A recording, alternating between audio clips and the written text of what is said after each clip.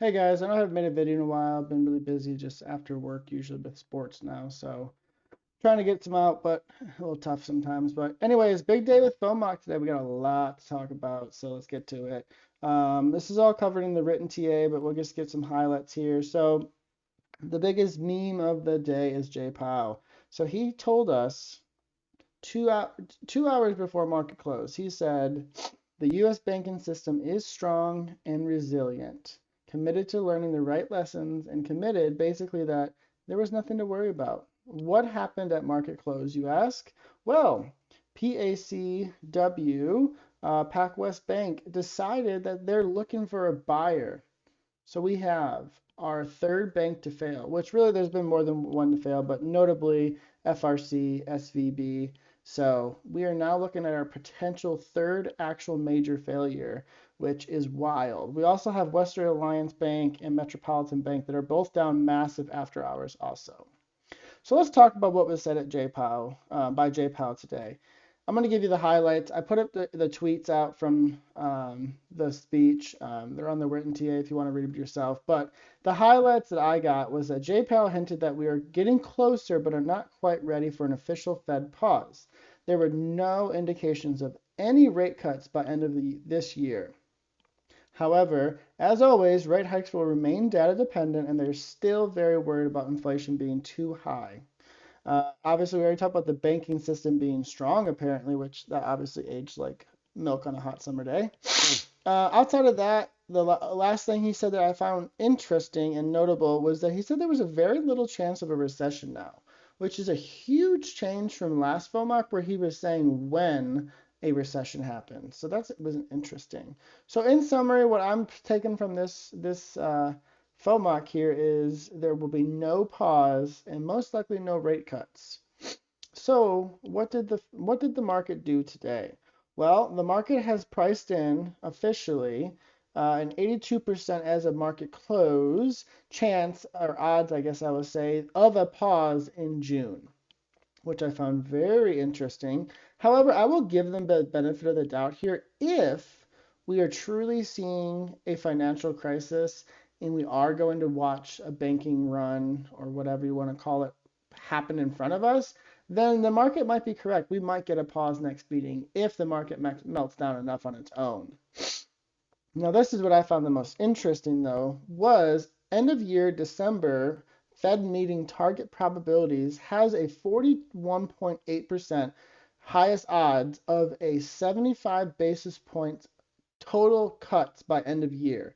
So that would essentially mean a June pause, no rate cuts or hikes at the July meeting, and then September, November, and December will all have 25 basis points of rate cuts.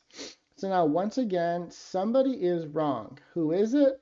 We'll find out soon. My bet is the market is wrong. So now this brings us into CPI, which is next Wednesday. As of right now, basing off of some early Bloomberg numbers I saw, consensus, which is not fully out yet for year over year at least, and then also Cleveland Fed, who's been pretty on point lately, we are going to see our first CPI rebound in almost a year now, I think, um, or at minimum an unchanged CPI, which still has not happened on the year over year time frame in over a year. From a core aspect, we are also going to see most likely an unchanged core, which remember core went up last time, year over year did. We're also looking for a pretty sizable month over month CPI miss to the upside. Previously, we were at 0.1%, and we're looking for a move back to at least zero point 0.4, maybe even 0.6 on the month over month. So if that plays out next Wednesday, we are going to, in my opinion, see a very sizable market meltdown. Why? Because markets are going to realize they're wrong. They have been pricing in that inflation is just going to keep coming down and we are going to get those rate cuts by end of year. But that's not going to happen. When CPI rebounds, there's only a guarantee that we will get a 25 basis point rate cut or hike, rate hike minimally in June. The Fed could even go harder and do a 50 basis point hike potentially. So remember last CPI or last FOMC, so back in March, Jay Powell said he wanted to do a 50 basis point hike, and it was on the table. And in my opinion, there was really good odds that that was going to help because they did know inflation had not truly slowed, and they were waiting for this rebound that we're about to get. However, because of SVB at the time, there was no way to do it. They couldn't do a 50 basis point hike, so they went with 25 basis points. So let's talk about the markets now. All right. So we had a pretty good push down here. We had retaken the 8 EMA, put a new supply resistance up here at 415.6.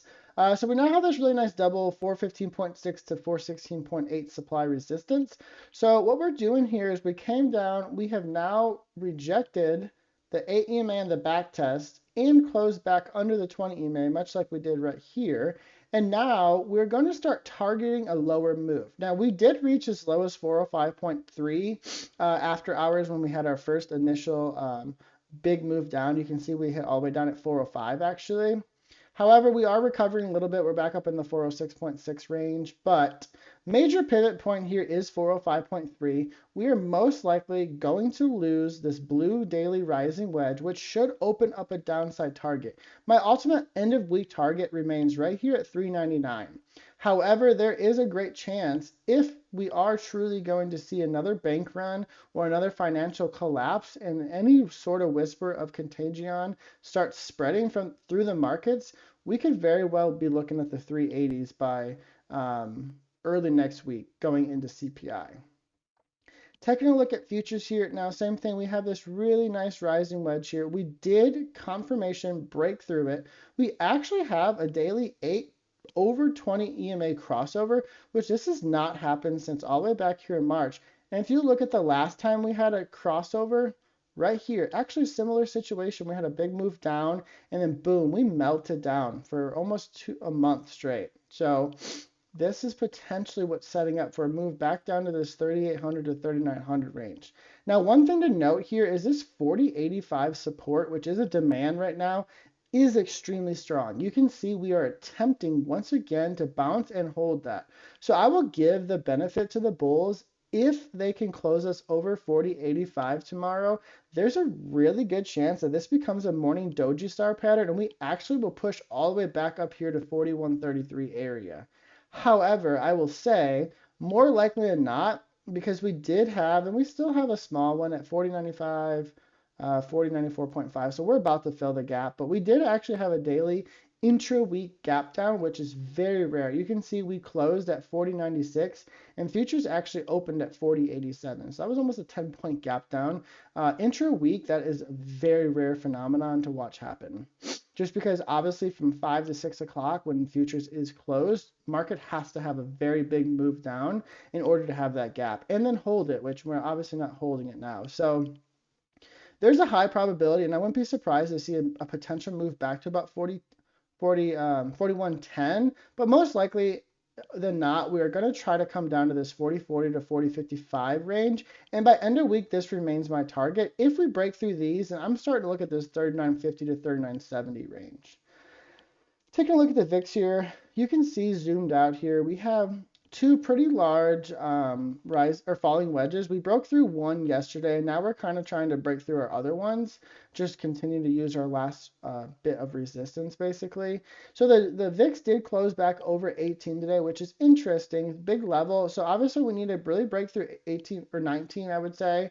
And then we can start targeting this 20 to 24 range. So I would be very, very, very surprised to not see a massive like 10 to 20% move up on the VIX tomorrow. Why? Because the banking thing is now front running us. Basically, this market has just been going down. The VIX, I guess I will say, has been going down and the market's been going up because there hasn't had anything concrete in front of it, so they say, to warrant a sell-off. We now have concrete reasons to sell off. The bank crisis is not over. The contagion is happening, and it's happening right in front of us. So we are at an interesting point here for sure, and we will definitely keep watching that. But I do expect a very big move up on the VIX, and I do expect that to take down SPY with it. Just looking at the VIX 1D here, so I've been trying to really find any sort of correlation in this market with the VIX 1D. So far, not really seeing a whole lot of anything, honestly. It's very choppy, very hard to figure out exactly what we can use the VIX 1D to benefit us. Obviously, from a daily trend here, we can't really do much with just 2 weeks of data. But what you can see here is there is a generalized trend of the VIX 1D moving up since inception. So that could be a preamble that we are seeing a downturn in this market. So as we push, potentially, I will say, up on the VIX, we could be, or VIX 1D, we could be pushing up in this area. And then when we maybe start reaching a point, I don't know what that point is going to be. As you can see, and this is on TradingView, and I'm not sure how accurate this data is here on the VIX 1D, if they just took, like, derived it from previous data or how they got all these previous data points here. But if you can see here, as we kind of get up in this like 22 to 30 area on the VIX 1D, and especially up here in this 23 to 34 area is when we start topping. So there's a chance here with this 8 and 20 EMA crossover. Make sure that's what I got. Yeah, 8 and 20 EMA crossover, that we could be seeing a bigger move up here on the VIX 1D, which should signify a bigger move down. And when this move stops moving up, and we start crossing down like here, that could signal the top or the bottom is in. So it's something I'm definitely going to be watching as we go forward. Taking a look at Bitcoin here, we are in a nice little down bear channel. Bitcoin's still just kind of chilling in this 27.2 to 30.5 range, though. Not much movement there. But all right, guys, I hope you guys had a good day trading today. It's been a really good week of trading so far. All right, I will see you guys tomorrow.